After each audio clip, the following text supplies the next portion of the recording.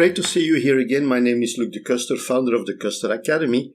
And in this video, I will be talking about the ways we can allocate resources to the project and how we will resolve different issues. But before we continue, don't forget to click on the subscribe button, click on the bell button, and every time we have a new video, YouTube will inform you about it. So let's have a look at the resources allocation. Here we have our friend Harry Potter, who is allocated to 5 activities. We have the activity A. Harry works there 50%, activity B 70%, activity E 25%, activity F 90%, and activity G 40%. And we can add that information to the different, let's say, activities on the Gantt chart. And what we see here is that we have different overviews. We have 50% in period 1 and in activity A, and for activity B 70%. Now what we see here, we find already in period 1 and period 2, I didn't put the results there, but we already see that we are over 100%. Although Harry is never allocated for more than 100%, we see when we put all that information on the Gantt chart that there are problems. We first have a problem in period 1 and 2, and then when we look further, we also see period 5 and 6, where we have for activity E 25%, F 90%, and we see also for G in period 6, 40%. So we see that there are a number of issues. Harry doesn't work in the other activities.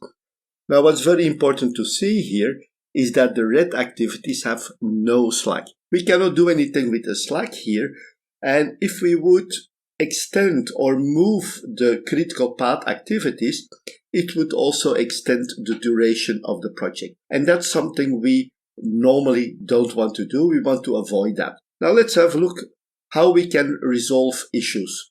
Like I said, allocation should not be more than 100%. The people work for you for 8 hours or for 4 hours. In that case, 8 hours would be 100%.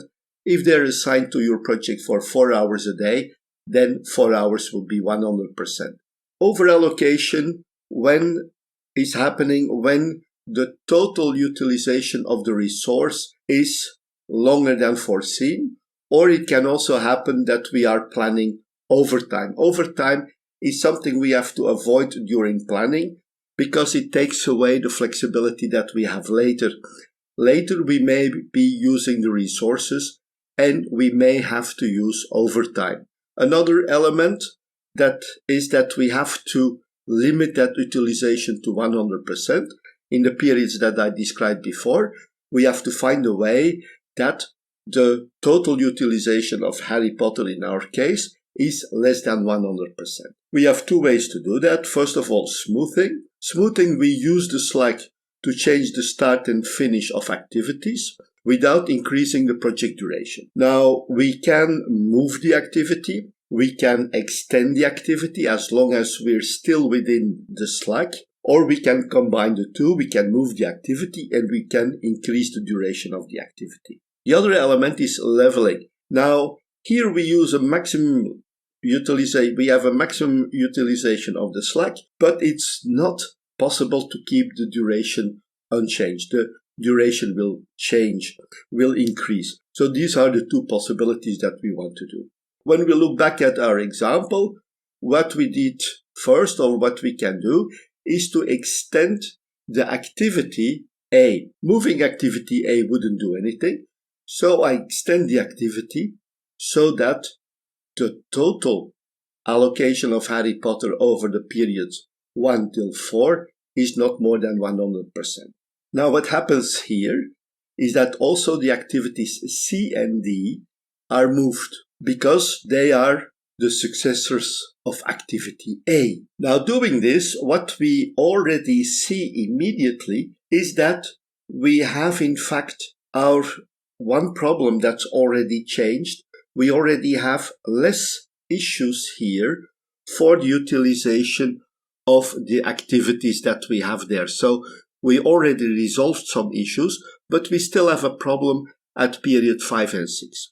All the others look quite okay. So what are we going to do now? There are different possibilities. Moving activity F to a later start will not help. What we will have to do, we will have to reduce the duration. How we will do that? Well, we will extend activity F with 3 periods. We will not move it because otherwise we have another problem. And what do we see is that we have now resolved all the issues on this project. And when we compare it with the first solution that we had, we also see that Harry Potter is really nicely allocated over the project.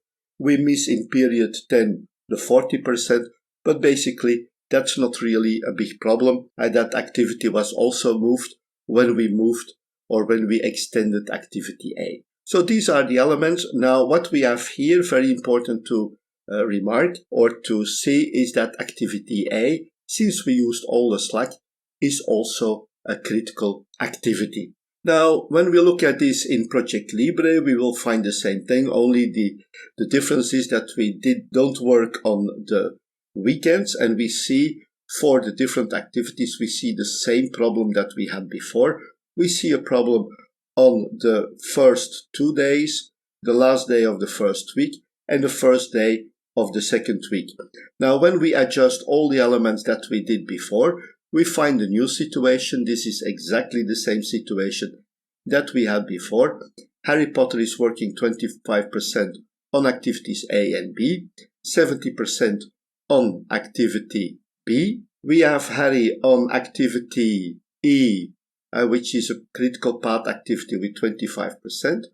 We have extended the duration of activity F, and we see that all the problems have been resolved. That's the way we did it in some exercises when we were looking at Project Libre.